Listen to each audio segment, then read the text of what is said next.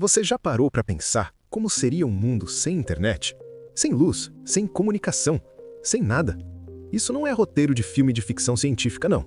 É uma ameaça real, silenciosa, que vem da estrela que nos dá a vida, mas que também pode a qualquer momento nos jogar de volta para uma era das trevas digital. Vamos pensar um pouco sobre isso. Pensa no seu dia a dia. Você acorda, já pega o celular para ver as mensagens, vai para o trabalho usando um aplicativo de trânsito, paga as contas online, assiste um filme antes de dormir. Tudo, absolutamente tudo na nossa vida hoje depende de uma infraestrutura que a gente nem percebe que existe. Agora imagina só, num piscar de olhos, tudo isso some.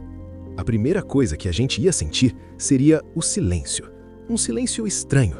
O silêncio das cidades, dos hospitais, das fábricas. A rede elétrica, sabe? A espinha dorsal da nossa civilização simplesmente entraria em colapso. Seria um blackout global, mergulhando o mundo inteiro numa escuridão que a gente nunca viu. Logo em seguida, lá em cima no céu, aqueles nossos guardiões tecnológicos, os satélites que nos conectam, que nos dão o GPS, que monitoram o planeta, eles começariam a cair, um por um. Imagina a cena, eles se tornando rastros de fogo no céu, como se fossem estrelas cadentes de um apocalipse. E sem satélite não tem GPS. E daí? Bom, daí que os aviões não decolam mais. Os navios com mercadorias ficam à deriva no meio do oceano. Em questão de dias, a comida para de chegar nos supermercados. As prateleiras ficam vazias. O mundo, do jeito que a gente conhece, para de funcionar. E aqui vem a parte mais assustadora. Isso não seria um probleminha de algumas horas, um apagão que logo volta. A gente está falando de reconstruir toda essa infraestrutura. E isso levaria meses. Na pior das hipóteses, anos. Anos de um mundo desconectado, sem energia, tentando se reerguer das cinzas da sua própria tecnologia. Mas afinal, o que é que poderia causar um desastre dessas proporções? A resposta não está num ataque hacker, nem numa guerra. Ela está a 150 milhões de quilômetros de distância, no coração do nosso sistema solar. A culpada tem nome: ejeção de massa coronal, ou EMC. Pensa isso não como uma simples explosãozinha no Sol, mas como um verdadeiro tsunami espacial. É uma onda de choque com bilhões de toneladas de plasma e radiação viajando pelo espaço numa velocidade absurda. E se a Terra estiver no caminho, bom, o impacto é certo. E olha que isso não é teoria, já aconteceu antes. Em 1859, no famoso evento Carrington, os postos de telégrafo simplesmente começaram a pegar fogo sozinhos. Em 1989, uma tempestade bem mais fraca já foi o suficiente para deixar 6 milhões de pessoas no Canadá no escuro, em pleno inverno.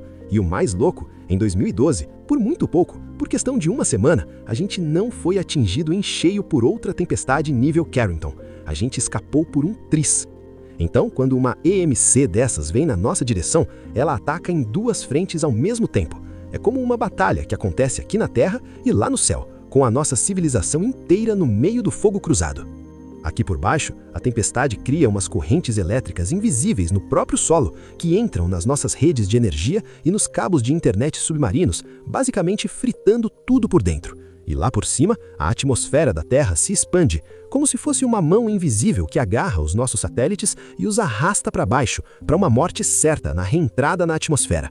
O mais irônico disso tudo é que a mesma energia que pinta os céus com as luzes incríveis da aurora boreal é a mesma energia que pode apagar as luzes da nossa civilização para sempre.